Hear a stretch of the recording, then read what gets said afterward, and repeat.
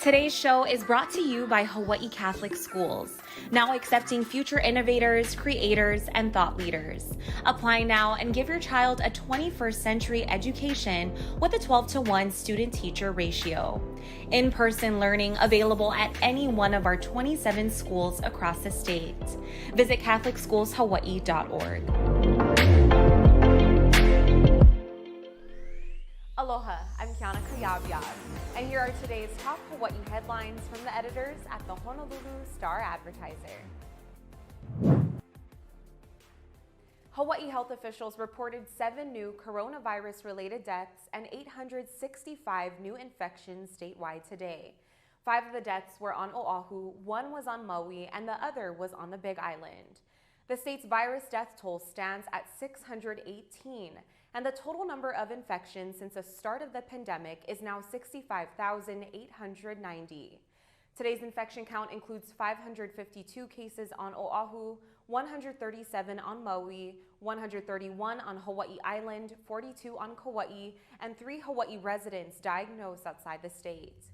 The number of active infections in Hawaii is now more than 11,200 cases. Health officials say there were 437 coronavirus patients in Hawaii hospitals on Thursday, with 101 of them in intensive care units and 86 on ventilators. More healthcare workers in Hawaii are advocating for another round of government mandates to fight the crippling surge of coronavirus cases in the islands. Dr. Jonathan Dworkin, an infectious diseases specialist, says that without effective policy changes, the state's limited hospitals could face a grim crisis. Dworkin said that while stay-at-home and other mandates are unpopular, rationing health care will be far more ugly.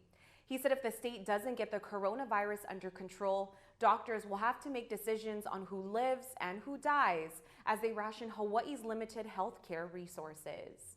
Doctors across the state have made recommendations to help curb the spread of the Delta variant, including increased testing, better air filtration, systems in schools and businesses, and improved contact tracing.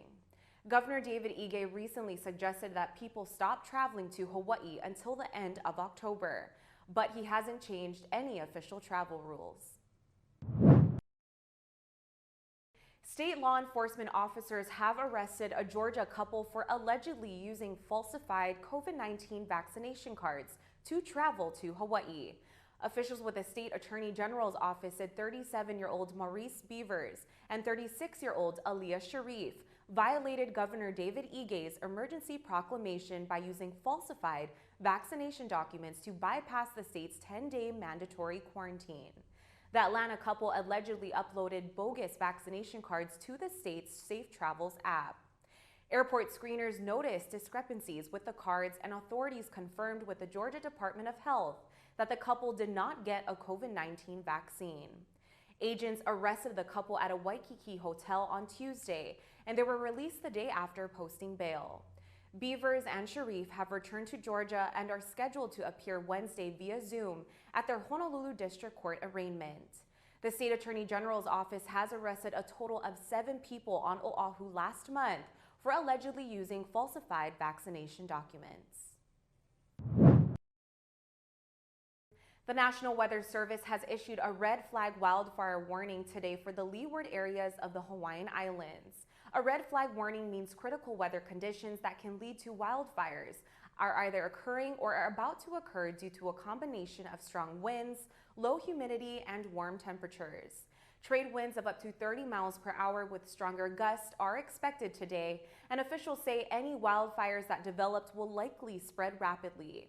The advisory covers the leeward sides of Kauai, Oahu, Molokai, Maui, and Hawaii Island.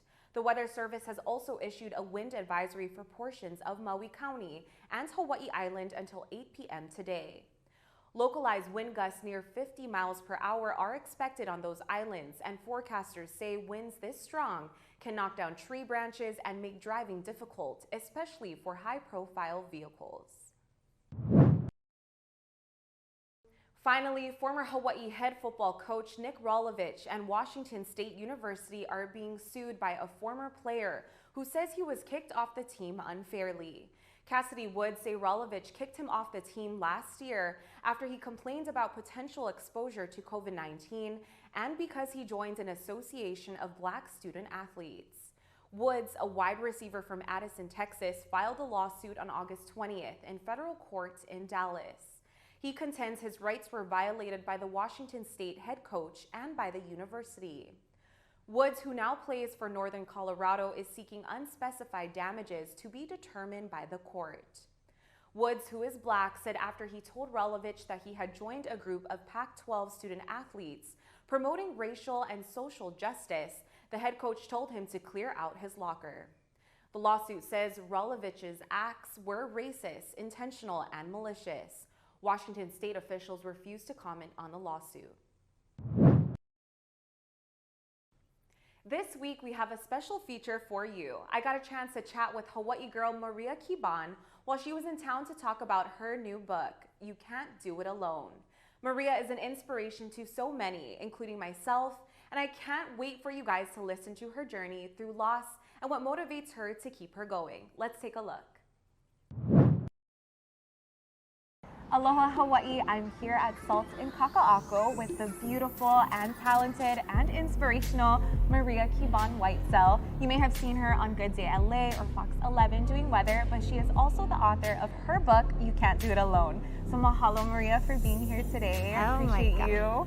I appreciate being here. Thank you for having an actual in-person interview because it's been so weird. It feels great. Coming back home after all these, couple years now because of the pandemic, but everything's on Zoom, obviously. But thank you, mahalo to you for having me here because I miss being on TV here in Hawaii. So this is my home. And on another note, I know you've been an inspiration to many, and you came out with this book, You Can't Do It Alone, and I know you've been through it with your life, with your children, raising your son, and I just want to hear a little bit more about that. What ignited you to write You Can't Do It Alone and share your story? Well, first of all, it was so challenging because I'm a meteorologist, a broadcast meteorologist, so as you know on TV news, we don't write anything.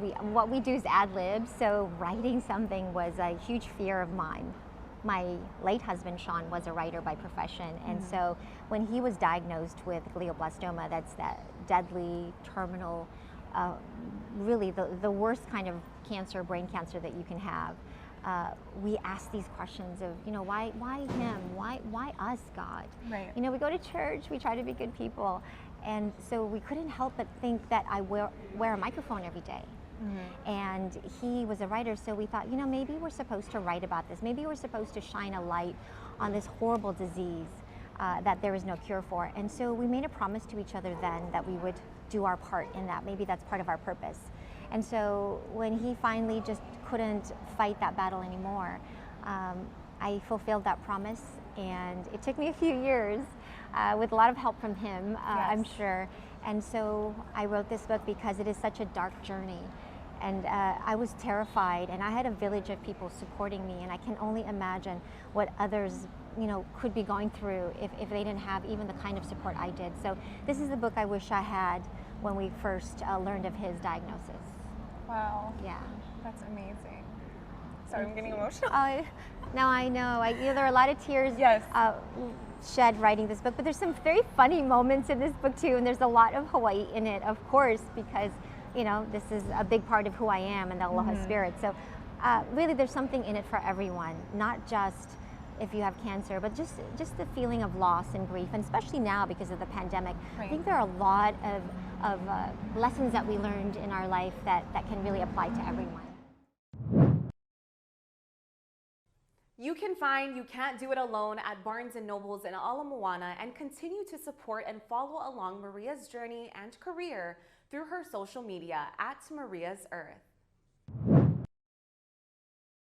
For more on these stories and all the latest headlines, subscribe to the Honolulu Star-Advertiser. Visit Hawaii's top source for breaking news online at Star-Advertiser.com and download the Star-Advertiser mobile app. Have a great weekend. We'll see you back here on Tuesday.